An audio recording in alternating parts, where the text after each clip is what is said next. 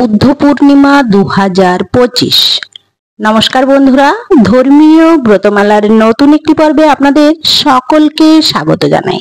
আজকের পর্বে থাকবে বুদ্ধ পূর্ণিমার দিন, ক্ষণ, সময়সূচি, তাৎপর্য, মাহাত্ম্য কথা। হিন্দু ধর্মে বৈশাখ পূর্ণিমার বিশেষ মাহাত্ম্য আছে। শাস্ত্রমতে বৈশাখ মাসের পূর্ণিমা তিথিতে জন্মগ্রহণ করেছিলেন গৌতম বুদ্ধ। তাই এই পূর্ণিমা তিথি বুদ্ধ পূর্ণিমা নামেই পরিচিত। এছাড়াও এটিকে সিদ্ধি বিনায়ক পূর্ণিমা বা সত্য বিনায়ক পূর্ণিমা নামেও পরিচিত।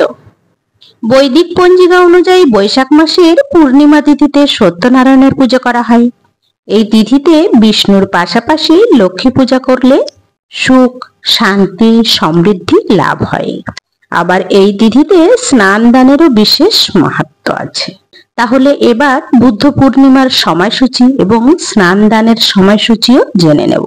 বৈদিক পঞ্জিকা অনুযায়ী বৈশাখ পূর্ণিমা তিথি শুরু হবে 11ই মে রবিবার রাত 8টা 2 মিনিটে এবং এই তিথি শেষ হবে 12ই মে সোমবার রাত 10টা 24 মিনিটে। তাই 12ই মে সোমবার পালিত হবে বৈশাখ পূর্ণিমা বা বুদ্ধ পূর্ণিমা। বৈশাখ পূর্ণিমা বা বুদ্ধ পূর্ণিমায় স্নান দান করলে শুভ ফল পাওয়া যায়। বৈশাখ পূর্ণিমার ব্রহ্ম মুহূর্ত থাকবে ভোর 4টে 9 মিনিট থেকে 4টে 50 মিনিট পর্যন্ত। এই সময় পবিত্র নদীতে স্নান, তারপর দান করলে সকল মনস্কামনা পূর্ণ হবে। বৈশাখ পূর্ণিমার অভিজিৎ মুহূর্ত থাকবে বেলা 11টা 52 মিনিট থেকে দুপুর 12টা 46 মিনিট পর্যন্ত। এই সময়ের মধ্যে লক্ষ্মীনারায়ণ পূজাও করা যেতে পারে। আবার বৈশাখ পূর্ণিমার চন্দ্রোদয় হবে সন্ধ্যা 6টা 57 মিনিটে। বুদ্ধ পূর্ণিমার উদযাপন কি? এই শুভ দিনে বুদ্ধের ভক্তরা কিছু বিশেষ অনুষ্ঠান পালন করেন। ভোরে স্নান সেরে পবিত্রতার প্রতীক সাদা পোশাক পরিধান করে বুদ্ধের মূর্তিতে পবিত্র গঙ্গা জলে স্নান করানো হয়। এরপর ধূপ, দীপ, প্রদীপ, ফুল, চন্দন এগুলো উৎসর্গ করা হয়। শান্তিপূর্ণ প্রার্থনা জপ করা হয়। আবার কেউ কেউ সারা দিন বুদ্ধের শিক্ষা আলোচনা করেন। এই দিনটি বোধি বৃক্ষের পূজা করেও উদযাপন করা হয়, যে গাছের নিচে বুদ্ধ জ্ঞান লাভ করেছিলেন।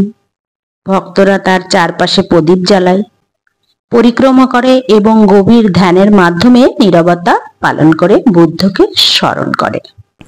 এই বুদ্ধ পূর্ণিমার শুভ যোগ কি কি? এই বুদ্ধ পূর্ণিমায় আছে সর্বাত্ম সিদ্ধি যোগ, শিব যোগ। বুদ্ধ পূর্ণিমা উপলক্ষে বৌদ্ধ ধর্মাবলম্বীরা প্রার্থনা করেন এবং তার দেখানো পথে চলার চেষ্টা করেন। বুদ্ধ পূর্ণিমার তাৎপর্য মাহাত্ম্য।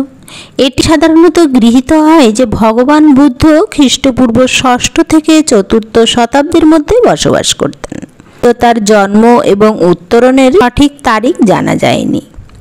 যুবরাজ সিদ্ধার্থ, যিনি এখন গৌতম বুদ্ধ নামে পরিচিত, নেপালের লুম্বিনীতে জন্মগ্রহণ করেন। তার জন্মের আগে থেকেই লোকেরা ভবিষ্যৎবাণী করেছিল যে তিনি একজন মহান রাজা হবেন।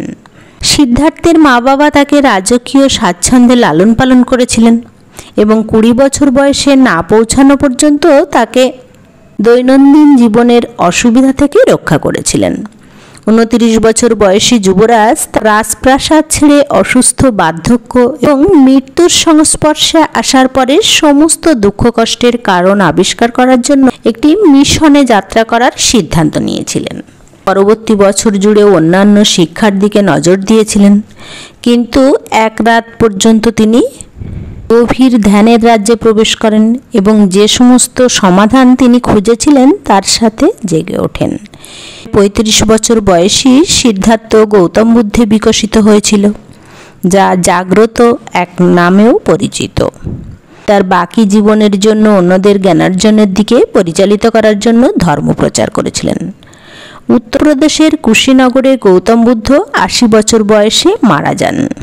কিংবদন্তি অনুসারে গৌতম বুদ্ধের জন্ম, জ্ঞানার্জন এবং মুক্তি সবই বছরের একই দিনে হয়েছিল।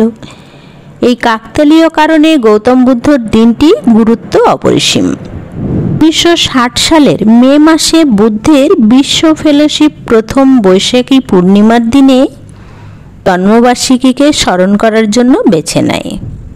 বিভিন্ন জায়গায় এই বৌদ্ধ পূর্ণিমা পালিত হয়। বোধগয়া, সারনাথ, সিকিম, অরুণাচল প্রদেশ, লাদাখে পালিত হয় আড়ম্বরের সাথে।